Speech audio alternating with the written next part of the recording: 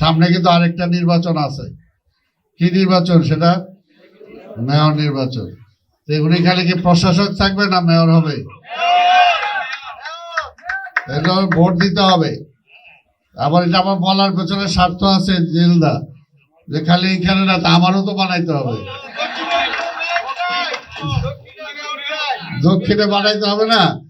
এখন আমাদের প্রধানমন্ত্রী আমাদের উপর আস্থা রেখে আমাদেরকে দায়িত্ব দিচ্ছে। কারণ আপনারা যদি আস্থা রেখে আমাদেরকে ভোট দেন, তাহলে মেয়র হওয়ার পর আরো বেশি কাজ করতে পারবো, তাই না? তাই খালি এই জন্য জেল ভৌমিকদাকে বলবো, খালি এখানে কিন্তু দেখলে হবে না, আমার দিকেও দেখতে হবে। তো ওটা তো বলতেছি পরে, ওটা তো পরে আসতেছে এইখানে। আর আজকে সবচেয়ে বেশি যেটা আমি ধন্যবাদ জানাই, যে ওই সময় সাহসের সাথে এবং সম্মানের সাথে যখন প্রধানমন্ত্রী চিন্তা করতেছেন যে ঠিক আছে আমি এটা বলে দেবো কি হবে, তখন সাথে সাথে দাঁড়ায় পড়ছেন প্রবীর শাহ। উনি দাঁড়ায় বলছেন যে আপনার পক্ষ থেকে এটা যা লাগে ইনশাল্লাহ আমি দাঁড়ায় সবকিছু করে দেব।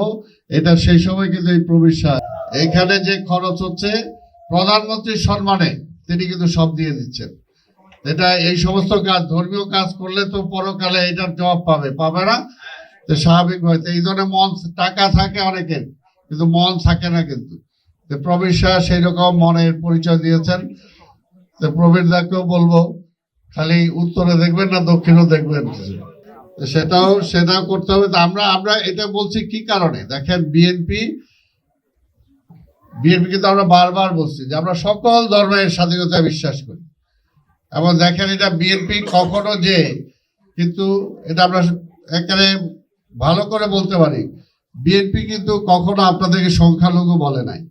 আপনাদের উপর কোনো অত্যাচার, নিপীড়ন, নির্যাতন হোক, এটা বিএনপি কখনোই অ্যালাউ করে নাই, সাহায্য করে নাই, কাউকে উৎসাহিত করে নাই।